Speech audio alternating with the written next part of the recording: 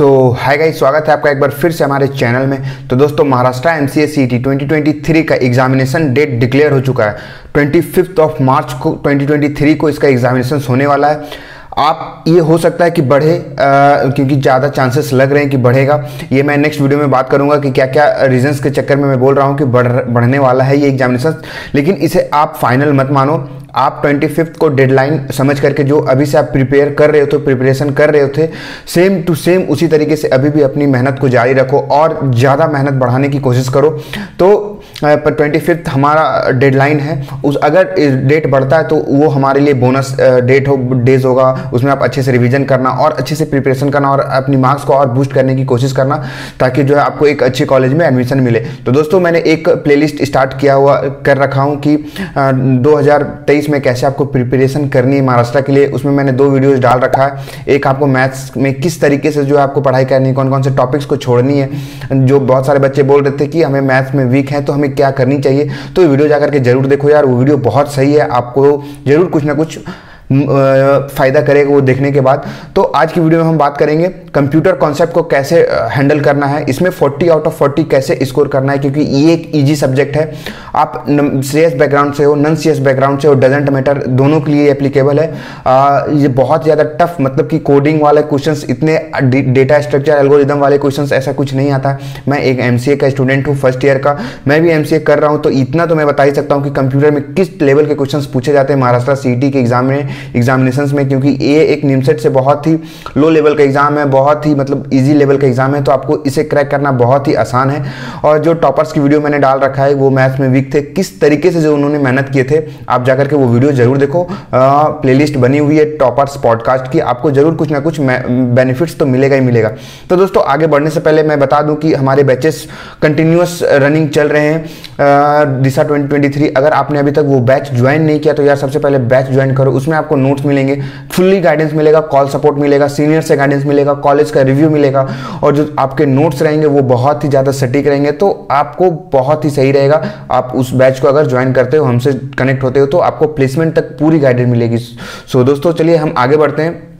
तो देखिए, computer concept 40 out of 40 इसे कैसे लाना है, आज की वीडियो में हम डिस्कस कर लेंगे। इसमें सिलेबस पे चर्चा करेंगे कि इसमें क्या क्या सिलेबस है, कौन कौन से टॉपिक्स पे हमें ज़्यादा फोकस करना चाहिए, कौन कौन से टॉपिक से ज़्यादा क्वेश्चंस आते हैं। तो इन सब चीज़ों पे आज हम डिस्कस करने वाले हैं। तो चलिए आगे बढ़ते हैं। तो दोस्तों, सबसे पहले आता है, देखिए, डिटेल सिलेबस में हम बात कर लेते हैं कंप्यूटर और बेसिक्स के क्वेश्चन जो आते हैं। कंप्यूटर बेसिक्स क्या होता है? इनपुट आउटपुट, इनपुट कैसे लेते हैं, कोई भी मतलब हम कैसे इनपुट देते हैं कंप्यूटर को, फिर आउटपुट हमें किस तरीके से मिलता है। जैसे कीबोर्ड से हम इनपुट देते हैं, मॉनिटर से आउटपुट मिलता है, और प्रिंटर एक आउटपुट डिवाइस है। तो इसकी इनपुट डिवाइस कौन कौन से है, आउटपुट डिवाइस कौन कौन से है, इस टाइप के आपको प्रॉब्लम्स देखने को मिलेगी उसमें। तो इसमें ज़्यादा दिक्कत आते नहीं है इस कंप्यूटर के टॉपिक्स में, क्योंकि आप शुरू से मतलब कि 6 या 7 क्लास से ही, 6 to 7 से ही आप कंप्यूटर पढ़ रहे होगे अपने कॉलेजेस में। तो इसमें ज़्यादा प्रॉब्लम आने वाली है नहीं, क्योंकि पूरे बेसिक ही पूछते हैं। बेसिक कंप्यूटर के ज़्यादा टफ क्वेश्चंस नहीं आते। इसमें स्कोर करना बहुत ज़्यादा आसान है,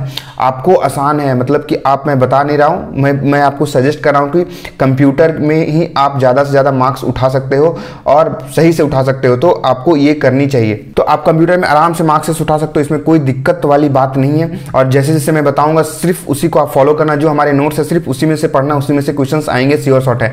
तो देखिए, कंप्यूटर बेसिक्स में क्या क्या है, ऑर्गेनाइजेशन ऑफ कंप्यूटर है, फिर आपका आ जाता है, फिर सीपीयू सेंट्रल प्रोसेसिंग यूनिट क्या है, इसके बारे में आपको डिटेल में पढ़नी है। सीपीयू के बारे में, सीपीयू से रिलेटेड कोई भी क्वेश्चंस आए तो आपको छूटनी नहीं चाहिए, क्योंकि ये सब बेसिक चीज़ें हैं। सीपीयू के बारे में आप बच्चे से ही पढ़ते आ रहे होगे, तो ये सब बहुत ज़्यादा बेसिक है।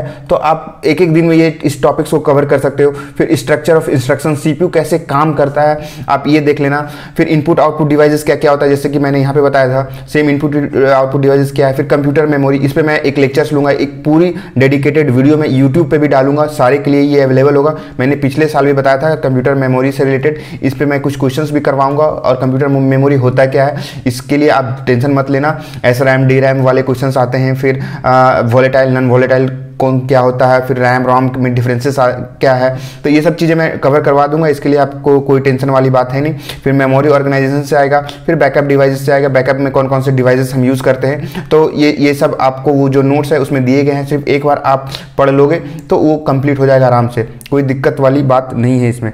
अब हम बात कर लेते हैं डेटा रिप्रेजेंटेशन में कौन कौन से टॉपिक्स आते हैं डेटा रिप्रेजेंटेशन का। तो हो सकता है मैं इस टॉपिक्स पे भी आपको वीडियो प्रोवाइड कर दूं जैसे टाइम मिलेगा। तो रिप्रेजेंटेशन ऑफ कैरेक्टर की ए को लिखते हैं किसमें कितना न्यूमरिक वैल्यू होता है, स्मॉल ए का कितना न्यूमरिक वैल्यू होता है, तो इस टाइप के।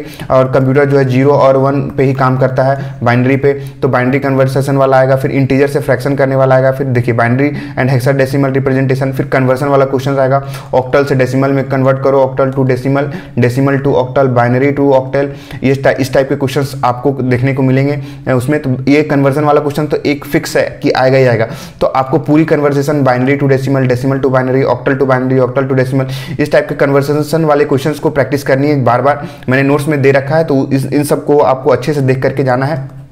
तो एक क्वेश्चन तो इसमें से आपको फिक्स रहेंगे ये कन्वर्सेशन वाले, आप बांध लो गांठ की ये क्वेश्चंस आने वाला है। फिर बाइनरी अर्थमेटिक्स में हो गया, देखिए एडिशन कैसे करते हैं, 1 1 0 0, फिर इस टाइप के एडिशन को हम लोग कैसे परफॉर्म करते हैं। हो सकता है कि मैं इस पर भी एक आपको देने की कोशिश करूंगा, और पेड वाले बच्चे को तो ये सब वीडियोस आपको अवेलेबल में करवाऊंगा ही, जैसे जैसे हमें टाइम मिलेगा, तो आप उसमें ज़्यादा प्रॉब्लम वाली बात है नहीं। फिर आपका सब्ट्रैक्शन आ गया, फिर डिवीजन आ गया, मल्टीप्लिकेशन आ गया, तो इस टाइप के क्वेश्चंस आपको आएंगे। साइन, फिर आपके आगे साइन अर्थमेटिक, टूज कॉम्प्लीमेंट वाले क्वेश्चंस आएंगे। फिर आपके फ्लोटिंग पॉइंट रिप्रेजेंटेशन नॉर्मल, फिर फ्लोटिंग पॉइंट रिप्रेजेंटेशन, ये देखिए, फिर बूलियन अलजेब्रा वाले क्वेश्चंस, फिर ट्रुथ टेबल वाले क्वेश्चंस आएंगे। तो आपको ये सब दिक्कत नहीं होने वाली है, ये मैं बहुत ही अच्छे से करवाने वाला हूँ आपको ट्रुथ टेबल वाले। तो आपको इसमें पूरी गाइडेंस की जाएगी, तो दिक्कत नहीं होगा। ट्रुथ टेबल, वेन डायग्राम, सारे क्वेश्चंस। अब हम बात कर लेते हैं कंप्यूटर आर्किटेक्चर्स की। तो इसमें बेसिक ऑफ लॉजिक गेट, मैंने कंप्यूटर आर्किटेक्चर के नोट्स भी प्रोवाइड कर रखे हैं बच्चों को, तो वो आप देख लेना। ब्लॉक स्ट्रक्चर ऑफ कंप्यूटर, फिर कम्युनिकेशंस, इनपुट आउटपुट डिवाइसेस किस तरीके से काम करते हैं, फिर इंटरप्ट क्या होता है, तो ये लॉजिक गेट वाले क्वेश्चंस बोलते हैं। और एक लॉजिक गेट बना हुआ रहेगा, पूछा जाएगा कि इसमें नैंड गेट कौन सा आया है, फिर नैंड गेट का नहीं तो ट्रुथ टेबल दे देगा, इसका आउटपुट बताओ क्या होगा। इस टाइप के क्वेश्चंस आपको देखने को मिलेगा, नैंड गेट, जॉर गेट, और गेट, फिर इस टाइप के आपको देखने को मिल सकता है एग्जामिनेशंस में। तो इस सब पे आपको अच्छे से प्रैक्टिस करनी है और बार बार प्रैक्टिस करनी है, क्योंकि ये सब टॉपिक्स छूटनी नहीं चाहिए। मतलब ये ईजी टॉपिक्स है, ये ईजी टू स्कोर है। ये सब आप अच्छे से कर लोगे तो इसमें अगर क्वेश्चन आता है तो आपके जो है करेक्ट होना ही चाहिए।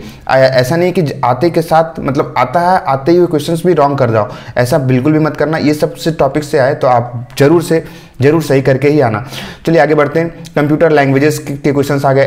अब लैंग्वेजेस को देख के घबरा मत जाना, ऐसा नहीं है कि जावा के क्वेश्चंस पूछ रहे हैं तुम्हारे, PHP के क्वेश्चंस पूछ रहे हैं, तो पाइथन के क्वेश्चंस पूछ रहे हैं, तो ऐसा नहीं है कि C++ के UPS के कॉन्सेप्ट आ रहे हैं, ऐसा बिल्कुल नहीं है। लैंग्वेजेस में आपके आराम से ईजी लैंग्वेज रहेगी। सी लैंग्वेज का जो मैं बताऊंगा, क्वेश्चंस में कुछ करवा दूंगा, पढ़ाने वाला तो हूँ नहीं, सी लैंग्वेज बहुत बड़ी है, तो मैं क्वेश्चंस इसके इंपॉर्टेंट क्वेश्चंस मैं करवा दूंगा, वो देख के चले जाना, उसी से क्वेश्चंस आ जाएंगे। फिर हाई लेवल लैंग्वेज क्या होता है, फिर लो लेवल लैंग्वेज क्या होता है, कौन कौन से सी हाई लेवल में है कि लो लेवल में है, ये क्वेश्चंस आते हैं, काफ़ी ज़्यादा आते हैं। C++ हाई लेवल में है कि लो लेवल लैंग्वेज में है, ये होता क्या है, तो डेटा फाइल स्ट्रक्चर, ये सब इजी है, दिक्कत नहीं है। देखिए कंप्यूटर प्रोग्रामिंग इन सी, ये स्मॉल वाले आएंगे।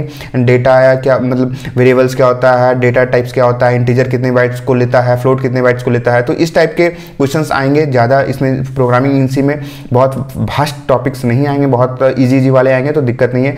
एडवांस कॉन्सेप्ट इन प्रोग्रामिंग छोटी सी आएगी, तो दिक्कत वाली इसमें बात नहीं है। फिर ऑपरेटिंग सिस्टम के बेसिक जो मैंने नोट्स प्रोवाइड किए हैं ऑपरेटिंग सिस्टम के, सिर्फ वो पढ़ के चले जाना। और डेडलॉक से पहले पढ़ना, उसमें भी डेडलॉक भी मैंने उसमें डाल दिया, तो डेडलॉक आप मत पढ़ना, डेडलॉक से पहले आप पढ़ के चले जाना।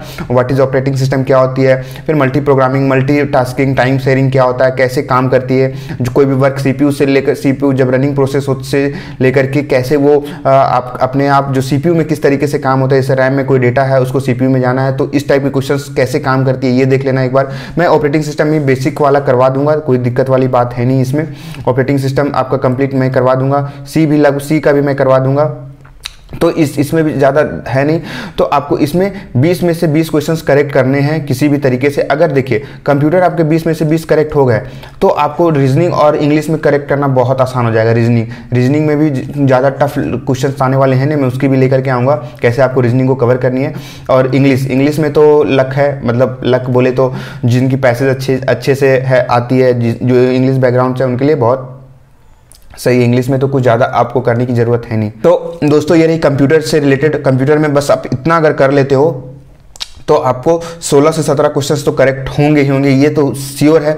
आप अच्छे से अगर बाइनरी वाले वो क्वेश्चंस कर लेते हो, लॉजिक गेट वाले कर लेते हो, सी के जो मैं करवाऊंगा वो कर लोगे, ऑपरेटिंग सिस्टम के अगर कर लेते हो तो इतना आराम से आ जाएगा। तो इसमें कोई परेशानी कोई दिक्कत वाली बात है नहीं, बस इतना करके जाना आराम से आपका कंप्यूटर में 20 आउट ऑफ 20 आ जाएगा। अगर आप 30 से 35 नंबर भी यहाँ से गेन कर लेते हो तो वहाँ से आपको और आसानी हो जाएगी अदर सब्जेक्ट से गेन करना। आप CS बैकग्राउंड से हो, नॉन CS बैकग्राउंड से हो, कोई मतलब नहीं है उससे, क्योंकि ये बेसिक चीज़ ही पूछी जाती है। अगर आप एक MCA करने जा रहे हो तो आपको इतनी नॉलेज तो होनी ही चाहिए। और इतना अगर आप करके जाते हो और आप प्रीवियस ईयर क्वेश्चंस लगा करके जाते हो, या फिर आपके जो टेस्ट सीरीज बाइक किए होगे या फिर किस भी किए होगे, तो आपको उसमें पता चल जाएगा कि इतना ही इसी टाइप से क्वेश्चंस पूछे जाते हैं। और इतना नहीं करना है तो फिर क्यों ही दे रहे हो, इतना तो करके ही जाना पड़ेगा दोस्तों। सो बस आज के लिए इतना ही, मिलते हैं नेक्स्ट वीडियो में। तब तक के लिए कोई भी डाउट्स है अगर आप हमसे जुड़े हुए तो डायरेक्टली कॉल करके पूछ सकते हो।